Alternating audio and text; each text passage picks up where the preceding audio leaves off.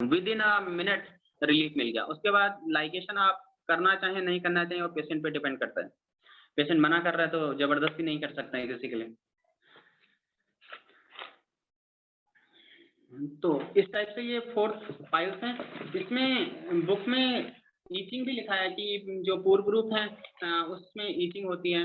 Itching भी इन generally हम कई पेशेंट ऐसे देखते हैं जिनमें ईचिंग नहीं है।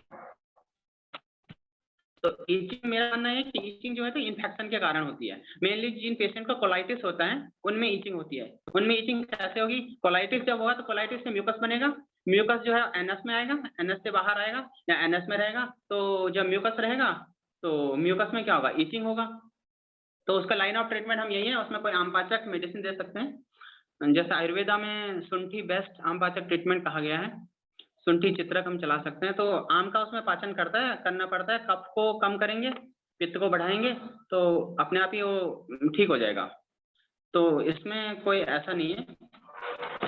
अब हम जो लाइगेशन की बात करते हैं, चारों पाइल्स में first grade, second grade, third grade और फोर्थ ग्रेड पाइल्स में हम क्षार सूत्र लाइगेशन कर सकते हैं। सॉरी फर्स्ट ग्रेड में क्षार सूत्र लाइगेशन हमें अवॉइड करना चाहिए क्योंकि वो कंप्लीटली डेवलप नहीं हो रखा है। सपोज दैट यहाँ पे छोटा सा पाइल्स बन रहा है, बट जितना उसमें बनना है वो कंप्लीट डेवलप नहीं हो रखा है। यदि आपने उसको लाइगेट कर लिया, पहले तो लाइगेट करेंगे कैसे, वो पकड़ने में नहीं आता है। और यदि आ भी गया कैसे करके आपने एनस को लूज कर दिया, ब्लॉक कर दिया, तो उसकी पॉसिबिलिटीज हैं वो फिर से बनेगा क्योंकि उसकी जो जैसे 3 o'clock पे पाइल्स हैं, फर्स्ट ग्रेड पाइल्स है, आपने उसको लाइगेट कर दिया तो उसकी जो जगह है जितना ऑक्यूपाई पाइल्स को करना चाहिए उतना वो नहीं कर पा रहा है। तो हो सकता है कि 6 महीने बाद उसी के बगल में पाइल्स बने दोबारा, तो पेशेंट तो परेशान हो जाएगा, आपको भी परेशान करेगा कि डॉक्टर साहब आपने ये ऑपरेशन किया था, ये दोबारा हो गया। तो फर्स्ट ग्रेड पाइल्स में जो लाइगेशन है, लाइगेशन नहीं करना चाहिए, अवॉइड करना चाहिए। सेकंड, थर्ड और फोर्थ ग्रेड में हम लाइगेशन कर सकते हैं और इसमें 400 जो है वो बेस्ट रिजल्ट देती है। बाकी जो शेप के हिसाब से हम बात करें, fused piles, prolapse piles, strangulated piles, thrombosed piles, चारों प्रकार के पाइल्स में हम 400 लाइगेशन कर सकते हैं और इसका बेस्ट रिजल्ट देखा गया है। इसके बाद दूसरा टॉपिक स्टार्ट होता है क्योंकि टाइम पाइल्स में मैं और भी बोलना चाहता था बट टाइम थोड़ा सा कम है। डॉक्टर प्रियंका मैम के इंस्ट्रक्शन है कि टाइम से पहले कंप्लीट करना है। एनल फिशर में बात करूंगा बहुत शॉर्ट में। इसको प्रकृतिता आयुर्वेदा में कहते हैं और लोकल लैंग्वेज में इसका गुद चीर भी कहते हैं क्योंकि जो एनस है, एनस कट जाता है, ऐसा कट जाता है। मोस्टली ये 6 o'clock पे होता है क्योंकि यहाँ पे कॉकेट शुरू होती है और यहाँ पे करता है, तो इसलिए 6 o'clock पे ज्यादा चांसेस होते हैं फिशर होने के। कहीं भी हो सकता है पर मोस्टली 6 o'clock पे ही ये होता है। 12 o'clock पे भी हमने कई पेशेंट में देखा है। तो इसकी डेफिनेशन यही है, एनल पार्ट का कट जाना, एनल फिशर इसको हम कहते हैं। और इसका जो सिम्टम्स हैं, सिम्टम्स इसका है पेन, बर्निंग और ब्लीडिंग। पेन इसमें होगा, बर्निंग इसमें 100% होगी क्योंकि जब कोई चीज कटेगी, कटने के बाद उसमें बर्निंग होना नेचुरल है।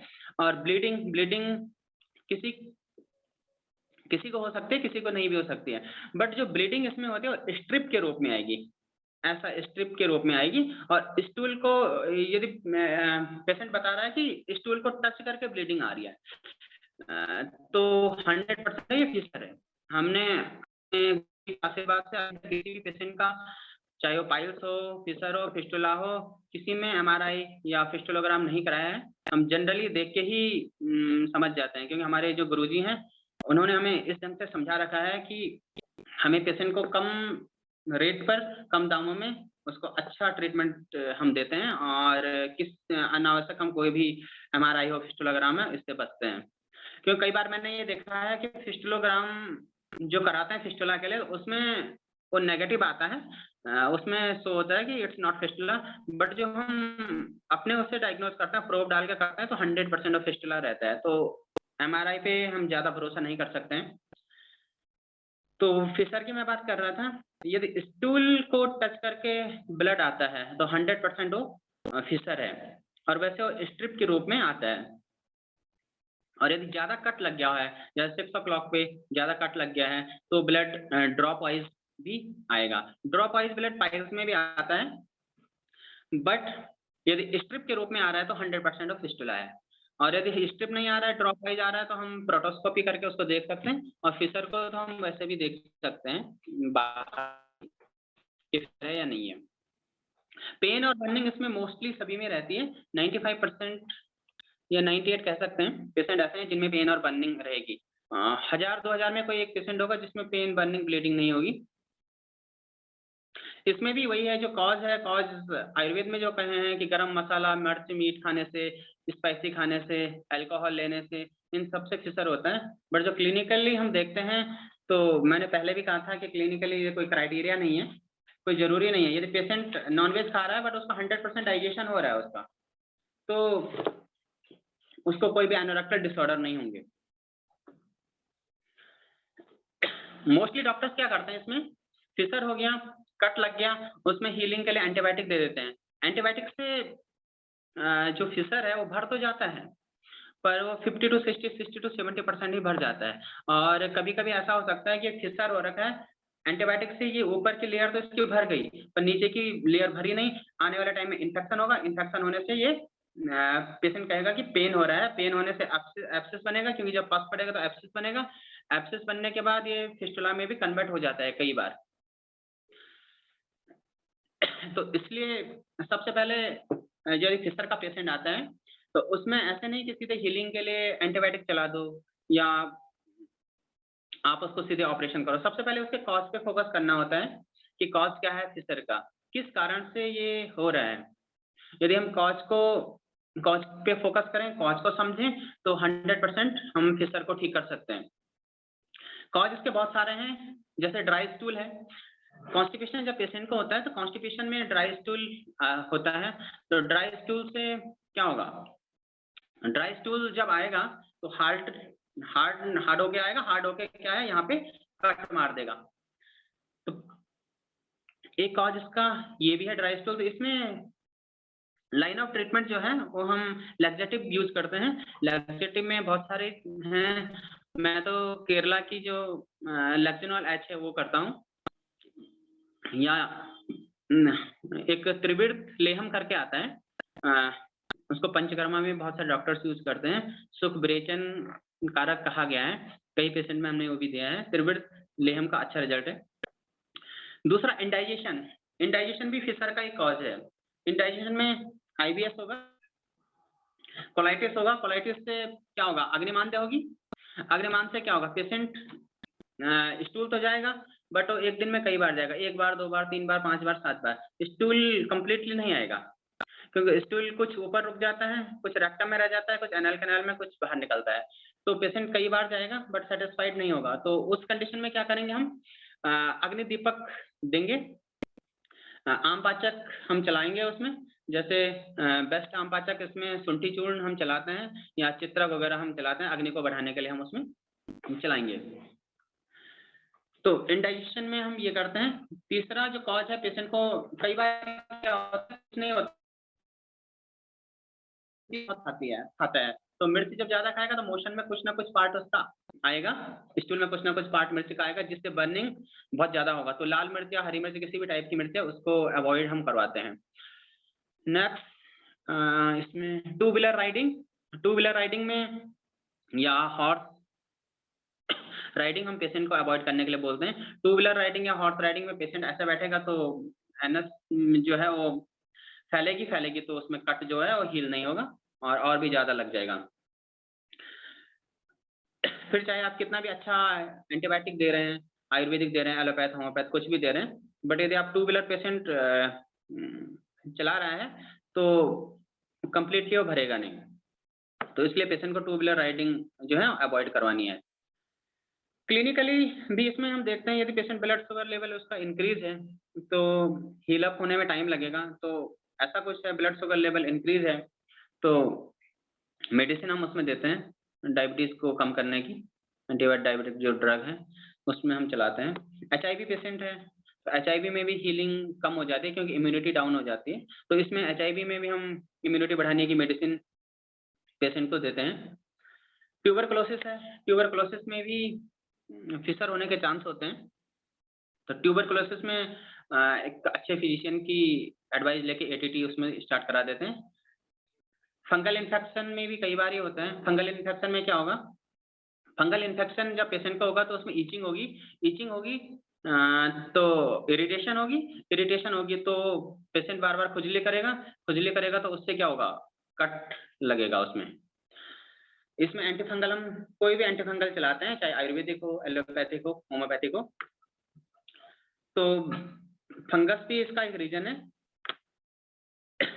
फंगस के भी बहुत सारे रीजन है। कई बार पेशेंट क्या होता है उसमें बहुत हेयर बहुत ज्यादा होते हैं, तो हेयर से क्या होता है, पसीना आता है, पसीना आने से फंगल इन्फेक्शन हो जाता है। तो सबसे पहले पेशेंट आपके पास आ रहा है तो उसको कहें कि सारे जो हेयर्स हैं हेयर्स रिमूव करें और क्लीनिंग पे फोकस करें, क्योंकि हेयर्स रिमूविंग हो जाएंगे तो 50% डिजीज अपने आप खत्म हो जाएगी। और बाकी फंगल है तो आप कोई भी मेडिसिन चला सकते हैं। आयुर्वेद में तो हम गंधक रसायन रस माणिक्य यूज करते हैं। एलोपैथिक तो मैं प्रैक्टिस करता नहीं हूँ, बट फिर भी इट्राकोनाजोल वगैरह आप चला सकते हैं, बट हम आयुर्वेदिक डॉक्टर हैं इसलिए आयुर्वेदिक ही हम प्रेफर करते हैं ज़्यादा पेशेंट के लिए।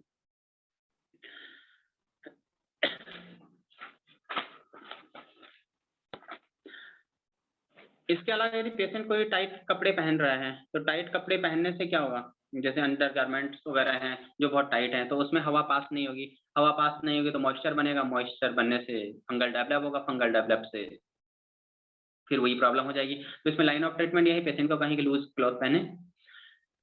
कोलाइटिस भी एक रीजन है। कोलाइटिस में क्या होगा, म्यूकस आउट होगा, म्यूकस आउट होगा तो मॉइस्चर बनेगा, मॉइस्चर बनेगा तो यदि एनएस में म्यूकस आएगा तो मॉइस्चर डेफिनेटली बनेगा, मॉइस्चर बनेगा तो वहाँ पे फंगल इन्फेक्शन होगा। तो कोलाइटिस के लिए मैंने पहले भी कहा है कोई भी आम पाचक मेडिसिन हम दे सकते हैं, सुंठी जैसे हम चलाते हैं। पेशेंट एक ही पोजीशन में कंटिन्यू बैठा है, कंटिन्यूस सिटिंग कर रहा है तो क्या होगा, प्रेशर पड़ेगा, प्रेशर पड़ने से क्या होगा, वहाँ पे कट लगेगा। तो इसमें क्या करेंगे हम, पेशेंट का जो बिहेवियर है बिहेवियर चेंज कराएंगे कि आप एक पोजीशन में ना बैठे, 10-15 मिनट बैठ रहे हैं फिर उठें थोड़ा सा चलें। जैसे ऑफिस वर्क वाले होते हैं वो एक ही पोजीशन में बैठते हैं। और फिर सर मैंने मैक्सिमम देखा है अभी तक 700 से 800 केस मैंने इसके किए हैं।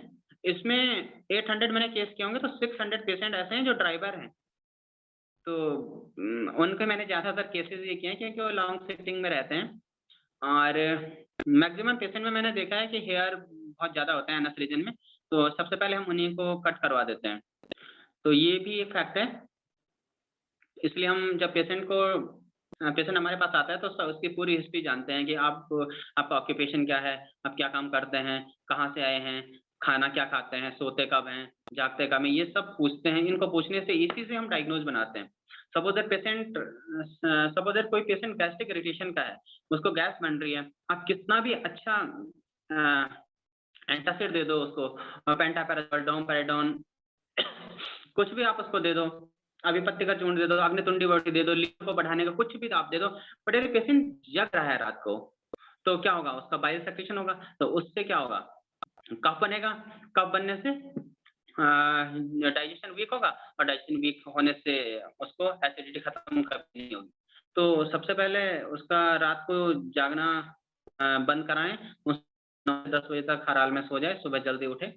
इस टाइप से हम यदि पेशेंट की बात को बहुत ध्यान से सुनते हैं तो आधा से ज़्यादा डायग्नोज उसी में हमारा बन के आ जाता है।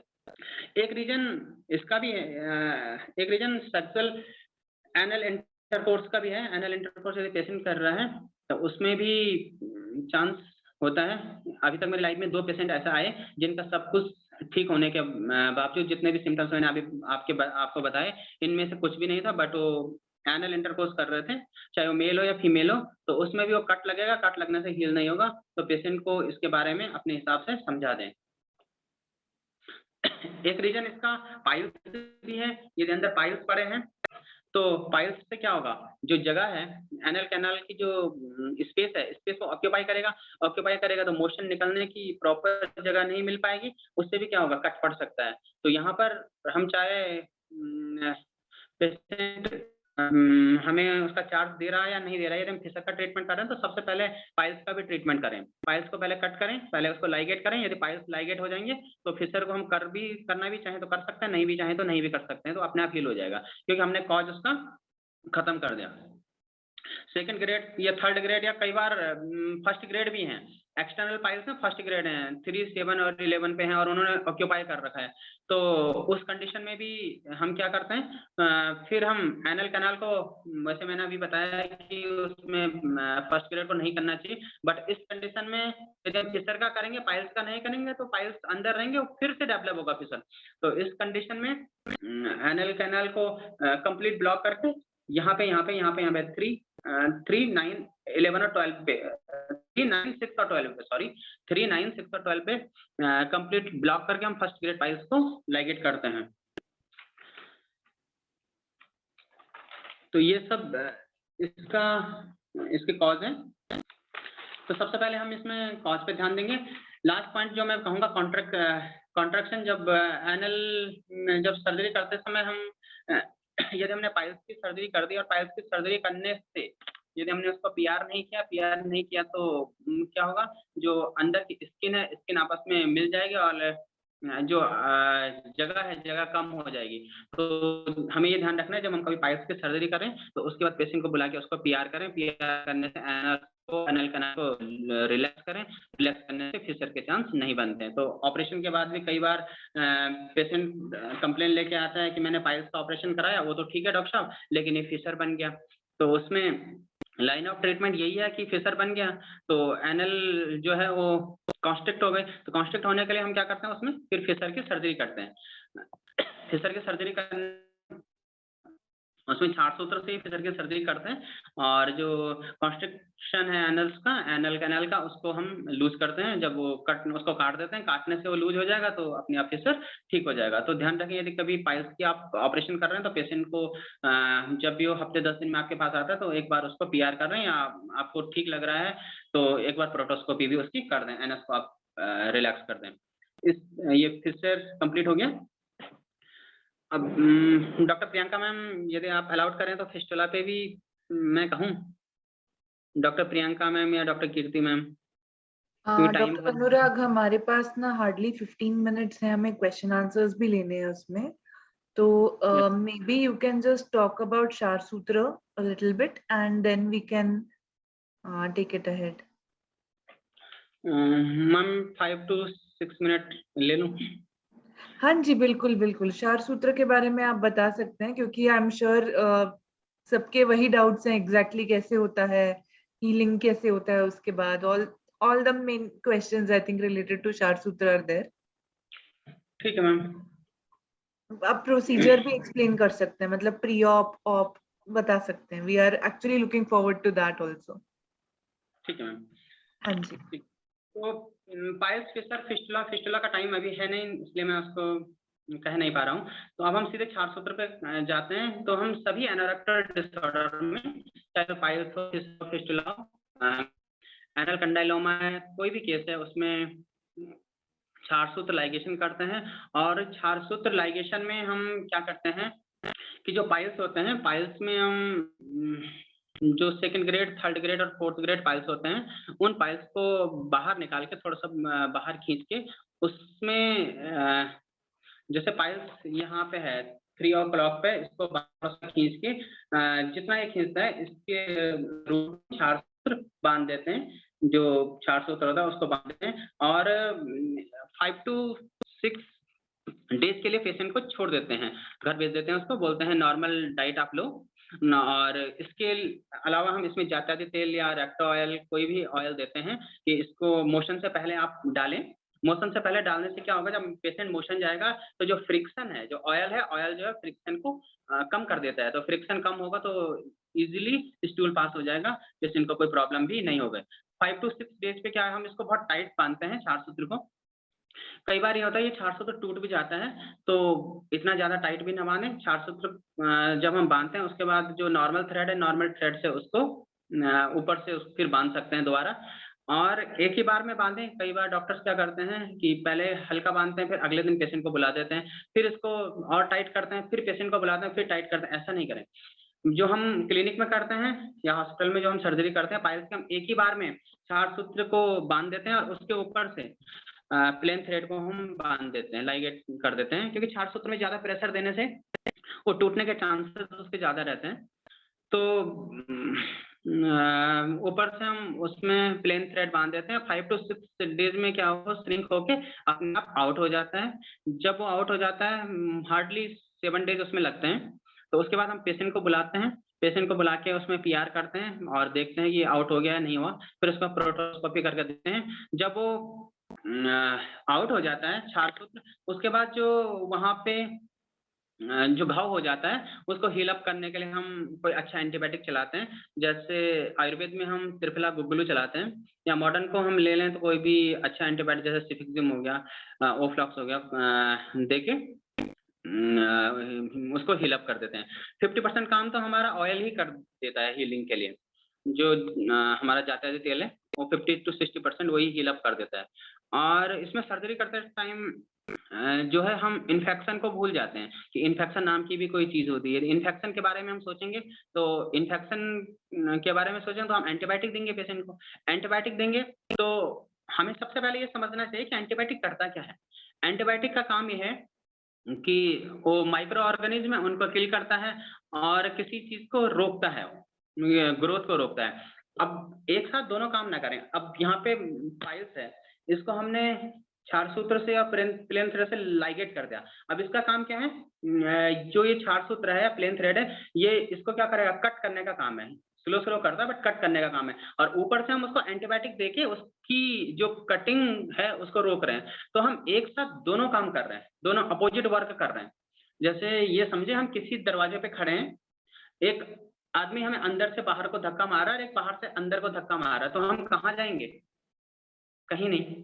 तो यही बात है, एक समय पे एक ही काम करना है। यदि ऐसा करेंगे, एंटीबायोटिक भी देंगे और कटिंग भी करेंगे और हीलिंग भी एक साथ करेंगे, तो यहाँ पे एब्सेस बनने के चांसेस हो जाते हैं। तो सबसे पहले जब आप 4 सूत्र करें तो कटिंग का ही जब प्रोसेस करें तो उसमें हीलिंग के बारे में ना सोचें, इन्फेक्शन अपने दिमाग से हटा दें, क्योंकि 50 to 60% इन्फेक्शन जो है वो जाते थे तेल खत्म कर देता है। तो यहाँ पर ये हमें खास बात ध्यान रखने वाली बात है। और जो थर्ड पाइल्स है, सेकंड में आप ऐसा करें, थर्ड ग्रेड ऑफ पाइल्स का जब हम सर्जरी करते हैं तो थर्ड ग्रेड ऑफ पाइल्स में मैंने कहा है कि जैसे पेशेंट जब मोशन में जाता है तो बाहर आता है और उसको मैनुअल सपोर्ट से हम अंदर करते हैं। हम नहीं, पेशेंट अंदर करता है, उसको कहते हैं कि मैनुअल सपोर्ट से इसको अंदर करना। तो जब 4 सूत्र लाइगेशन करें तो पेशेंट को बता दें कि जब मोशन जाओ, थर्ड ग्रेड ऑफ पाइल्स में जब आपने जैसे ये बाहर आ गया पाइल्स, आपने इसको यहाँ पे लाइगेट कर दिया।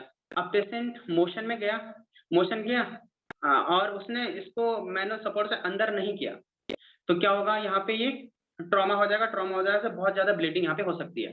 तो पेशेंट को कहें कि जब आप मोशन के बाद इसको अंदर करना ना भूलें। 2-3 दिन के बाद है, उसके बाद वो अपने आप श्रिंक हो जाता है।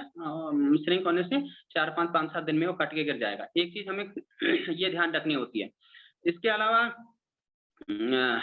जब 4 सूत्र करते हैं तो हम उसमें लैक्सेटिव देते हैं। लैक्सेटिव देने से क्या होगा, स्टूल लूज हो जाता है। स्टूल लूज होके पेशेंट इजीली स्टूल पास कर लेता है, क्योंकि उस टाइम स्टूल हार्ड आएगा, हमने ऑलरेडी अंदर सर्जरी कर रखी है, कुछ हो गया तो ब्लीडिंग होने के चांसेस हमारे यहाँ पे बढ़ जाते हैं। तो कुछ चीजों का यहाँ पे खास करके ध्यान रखना पड़ता है। जैसे हम ऑपरेट करते हैं तो पेशेंट को लेक्जिनॉल एच की 2 टैबलेट एसएस दे देते हैं, रात को खाने के बाद दे देते हैं, सोते समय दे देते हैं।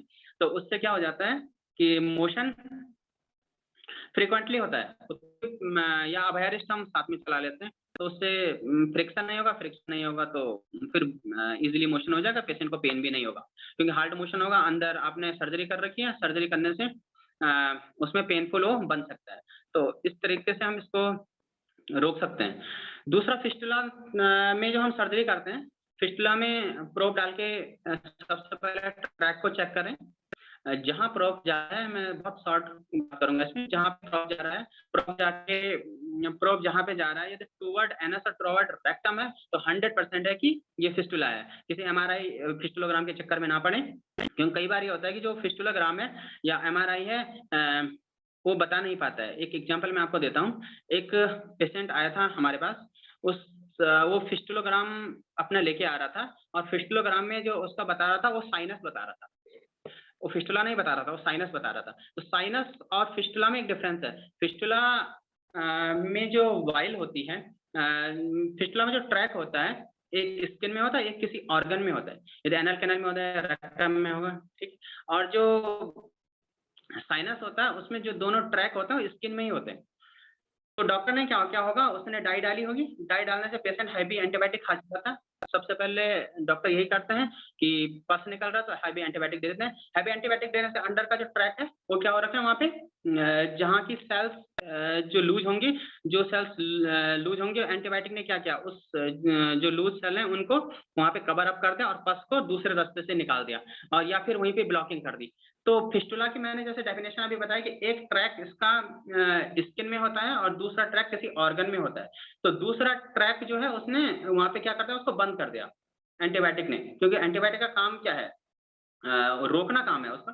तो उसने उसको रोक दिया, जो सेल वीक पड़ी उसको रोक दिया। तो उसमें 2 ट्रैक बन नहीं रहे थे। अब फिस्टुला डॉक्टर ने भी अपनी उससे सही लिखा जो उसने देखा, तो वो लिखता है वहाँ पे कि इट इज़ साइनस।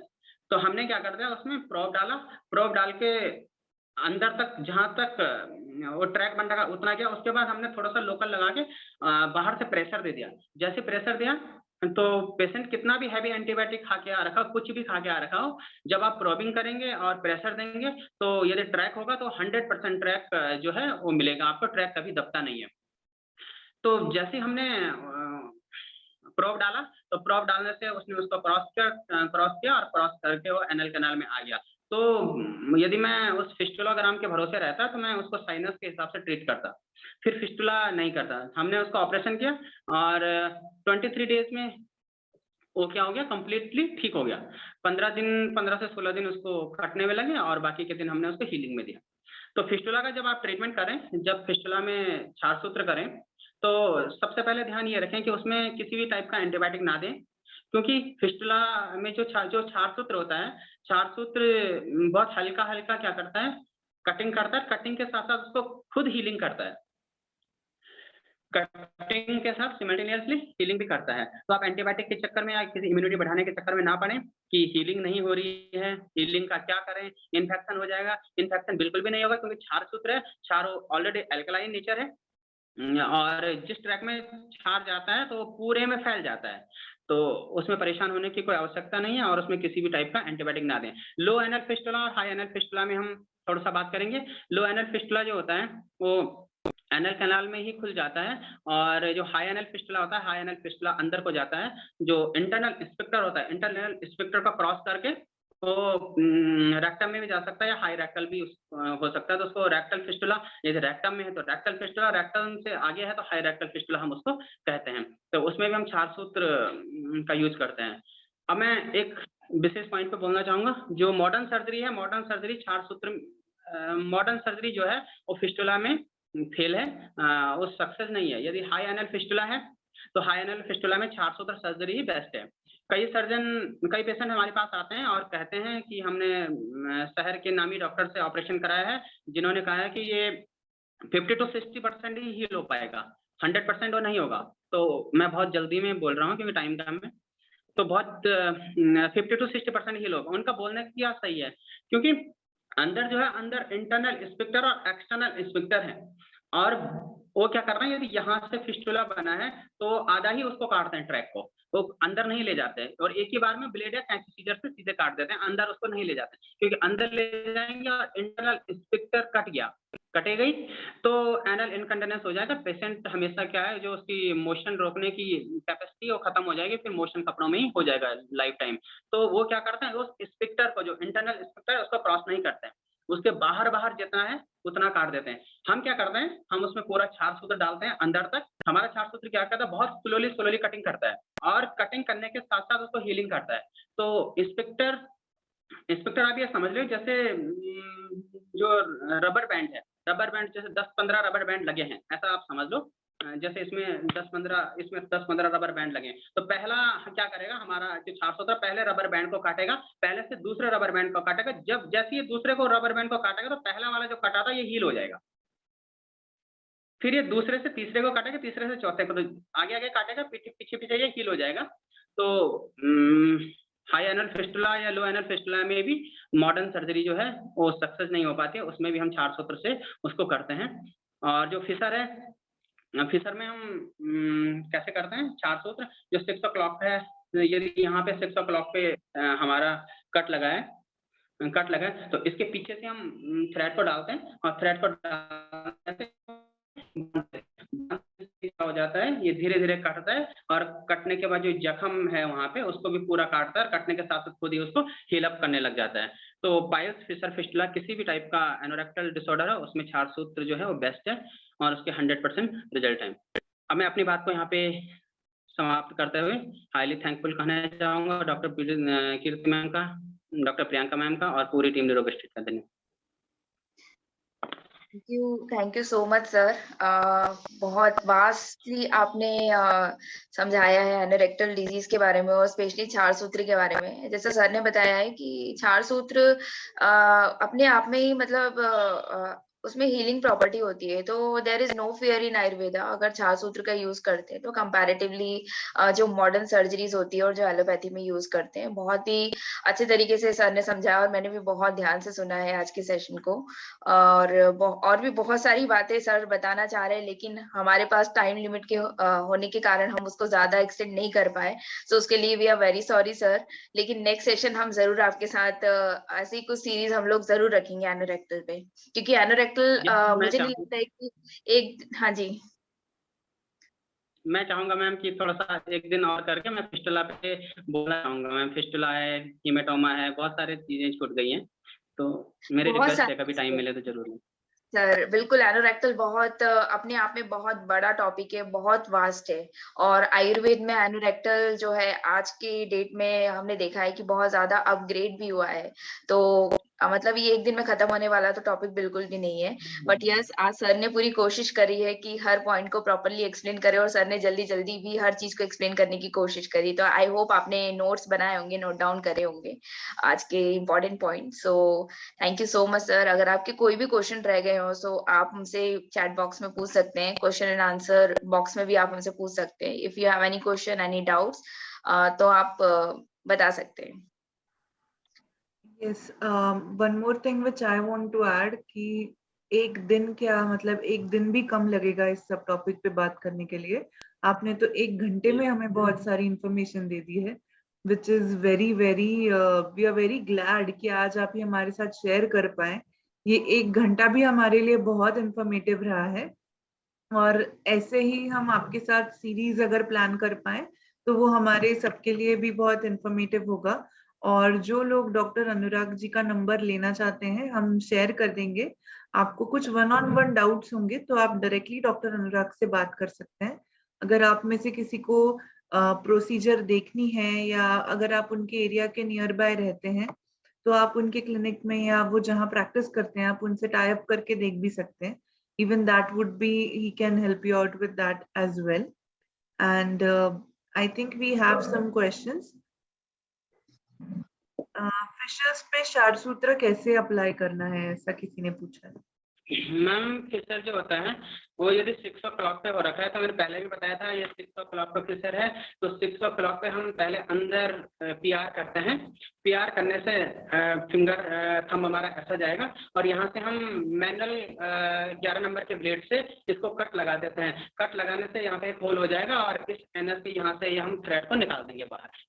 तो इसमें हम फिशर में हम आर्टिफिशियल फिस्टुला बनाकर क्षार सूत्र कर सकते हैं। क्षार सूत्र करते हैं, राइट। और सेंटिनल पाइल्स में क्षार सूत्र कैसे यूज कर सकते हैं या कर सकते हैं या नहीं। मैम सेंटिनल पाइल्स में ये बहुत अच्छा क्वेश्चन पूछा है जिसने भी पूछा है। यदि सेंटिनल पाइल्स के कारण एनल कॉन्ट्रैक्शन हो रखा है या फिर उसके बीच में फिशर बन रखा है तो उस फिशर को हटाने के लिए हमें सेंटिनल पाइल्स को लाइगेट करना बहुत ज्यादा जरूरी है। तो सेंटिनल पाइल्स वैसे इसके ज्यादा रोल नहीं है। यदि इसके कारण फिशर नहीं बना है, फिशर यदि देखिए जैसे सेंटिनल पाइल्स 6 o'clock पर यहीं पे इसके ऊपर फिशर बना है तो हमें इसको लाइगेट करना है, इसको हटाना है और उसके बाद फिशर की सर्जरी करनी है। तो इसको हम बैक कॉक से पकड़ लेते हैं। बैक कॉक से पकड़ के इसके जो रूट है यहाँ पे हम क्षार सूत्र को बांध देते हैं। तो ये Okay. इजीली 4-5 दिन में कट जाता है। उसके बाद सेंट्रल टैग हट गया, सेंट्रल टैग के ऊपर जो फिशर था उस फिशर को फिर हम उसी हिसाब से अंदर पीआर करके यहाँ पे जो थंब इसको यहाँ पे टच करके 11 नंबर के ब्लेड से होल्ड करके इसको ऐसा बना के बाहर निकाल देते हैं। Okay, okay. Great. I think someone is asking for Dr. Anurag's number and address. We will be sharing his details in our group. आप में से किसी को भी डाउट हो या कुछ भी क्वेश्चंस हो तो आप सर से डायरेक्टली पूछ सकते हैं। And before we wrap up, doctor Anurag, मैं जानना चाहती थी कि आपका एक्सपीरियंस कैसा रहा अब तक। आप पार्टनरशिप प्रोग्राम में हमारे बहुत एक्टिव डॉक्टर रहे हैं एंड आप यस, तो can you just give some insights about your experience in partnership ma'am program? बहुत अच्छा एक्सपीरियंस रहा है और इवन मैंने जब से अपना पर्सनल सेंटर खोला है मैं तब से निरोग स्ट्रीट से ही मेडिसिन लेता हूँ। निरोग के अलावा मेरे यहाँ कोई भी आयुर्वेदिक मेडिसिन नहीं आती है। इसमें बहुत सारे फायदे हैं। ऐसा प्लेटफॉर्म शायद किसी एलोपैथिक वालों को भी नहीं मिला है। मैं हाईली थैंकफुल करना चाहूँगा डॉक्टर अभिषेक सर को। उन्होंने इतना अच्छा हमें प्लेटफॉर्म तैयार करके दिया है और इसमें यह है कि सारी कंपनीज की मेडिसिन मैम अवेलेबल है। मैं तो मैम केरला, कोटाकला, आर्यवैद्यशाला, केराली और दूध पावेश्वर की ही मोस्टली मैं मेडिसिन यूज करता हूँ। कुछ मेडिसिन है बैद्यनाथ की, बट ज्यादातर मैं यही यूज करता हूँ। तो ये यहाँ पे मिलनी बहुत मुश्किल थी। एक तो टाइम टू टाइम मेडिसिन आ जाती है, क्वालिटी बहुत अच्छी है और दूसरा ये है कि इससे हमारा जैसे हमने कॉलेज छोड़ दिया तो बीच एनोरेक्टल तो हम प्रैक्टिस कर रहे हैं, इसके साथ साथ जैसे डायबिटीज पे वेबिनार कराया, गायनी पे वेबिनार कराया, तो हमारा जो नॉलेज है नॉलेज भी बिल्डअप हो रहा है इसमें। तो नॉलेज के हिसाब से भी ये बहुत अच्छा है और साथ में डॉक्टर को पूरी फैसिलिटी ये दे रहा है। इतना मैं तो और साथ में इनकम का सोर्स भी ये बहुत अच्छा है। मैं महीने के 30 to 40,000 पर मंथ इसमें अर्न कर लेता हूँ और मेरी मेडिसिन भी मतलब ये समझ लिया 60, 70, 80 ऑर्डर हर मंथ पर मंथ लगता है मैम। और स्टाफ बहुत अच्छा कोऑपरेटिव स्टाफ है। मेरी जो वहाँ पे मैनेजर है वो भावना करके है, बहुत अच्छी कोऑपरेट करती है। जब मर्जी तक फोन मेडिसिन नहीं पहुंची, ये नहीं हुआ वो नहीं हुआ, ऐसी शिकायतें बहुत कम होती हैं, 1%। बट कभी कुछ टेक्निकल फॉल्ट के कारण हो तो बहुत जल्दी उसका सॉल्यूशन मिल जाता है। ऐसा प्लेटफॉर्म कभी नहीं मिल सकता किसी को भी नहीं। तो इसके लिए मैं हाईली थैंकफुल करना चाहूँगा पूरी टीम को ma'am. Great doctor Anurag, thank you so much आपने आपका एक्सपीरियंस शेयर करने के लिए। एंड अलॉन्ग विद दैट आपने जो आज इंफॉर्मेटिव सेशन हमारे साथ शेयर किया है वो बहुत ज़्यादा इंफॉर्मेटिव रहा है, बहुत ज़्यादा इंटरेस्टिंग रहा है। और आप में से जिनको भी डॉक्टर अनुराग से कनेक्ट होना है, we have shared his number. You can please connect with him. You can have a discussion with him. और अगर आपके कोई पेशेंट्स रिलेटेड एनोरेक्टल पेशेंट्स के कुछ भी डाउट्स हो, आपको अगर पता नहीं है कि ये सर्जिकल है या इसको हम दवाइयों से ही मैनेज कर सकते हैं, तो doctor Anurag will be able to guide you for that as well.